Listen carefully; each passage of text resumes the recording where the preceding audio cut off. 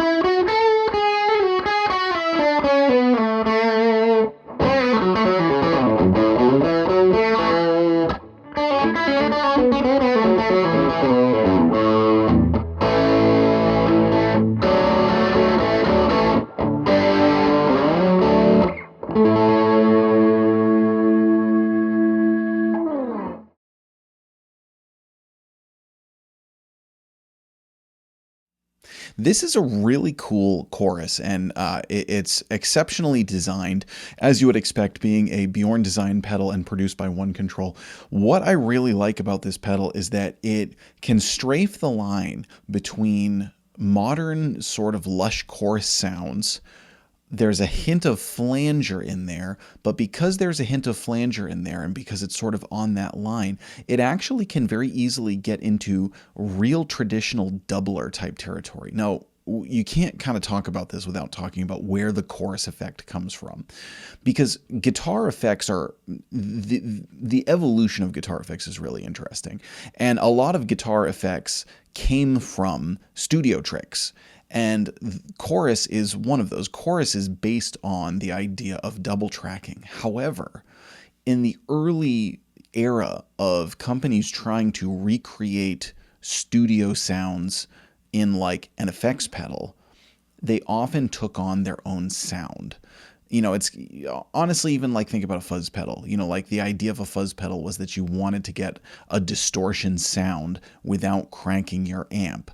Get it to sound like a cranked amp in a more controllable setting. Yeah, but then a fuzz kind of sounds like its own thing in the era way before the idea of making a pedal actually emulate an amp and its breakup and all that.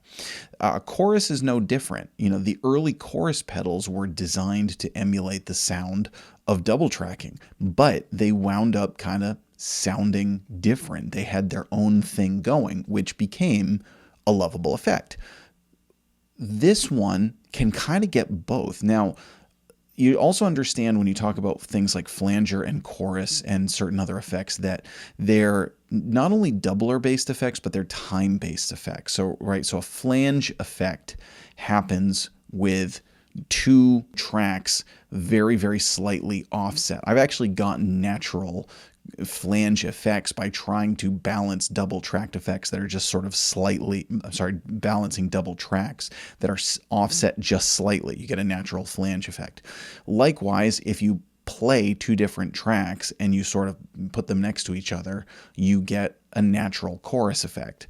And how far adjusted for time they are and for stereo space they are really affects what these actually sound like. But a flanger and a chorus aren't really actually that different. They're kind of the same idea, just slightly tweaked. So it's cool that this one is sort of based on a chorus around the idea of a flanger, but it doesn't have that flanger feedback, so it doesn't get that traditional flanger sound. Now, for knobs, you've got complexity, you've got color, and you've got mix. Mix is obviously your wet dry. Color is your tone. Complexity is interesting because it does both speed and depth of the modulation. And if you go counterclockwise, you get more of a chorusy sound. And that's where I found it sounded more like a double tracker. And as you turn it up, it gets more into this really unique modulation territory where it sounds very kind of watery and more like the traditional chorus effect that many of us think of in a stomp box sort of setting.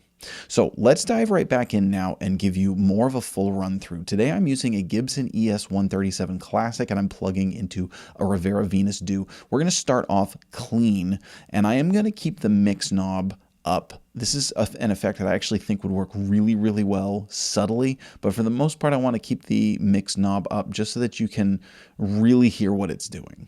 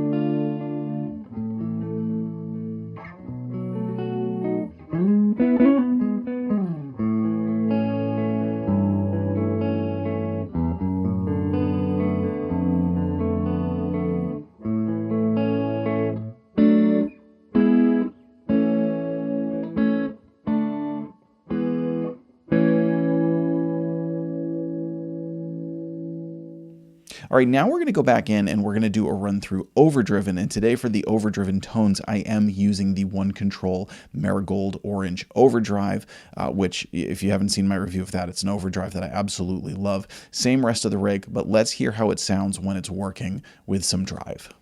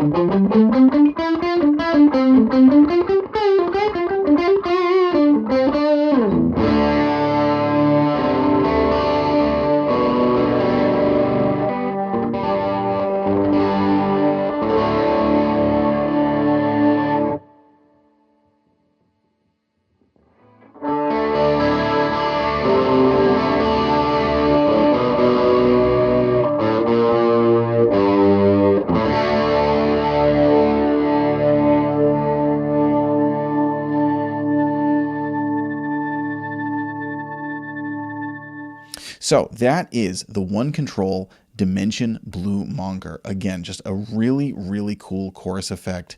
And I'm not surprised. Bjorn designs great stuff. One Control produces great stuff. This is another one that I think is extremely useful and can do a lot of different things. A lot of range on your controls. There are many ways you can set this up. There aren't a lot of bad sounds on this pedal. It's really just figuring out which one sits best in your rig. But it's not like one of those pedals where there's only like one little sweet spot where you can use it and the rest of it's just dead tone. There's a lot you can do with 3 knobs on this pedal to get a whole multitude of really creative modulation tones.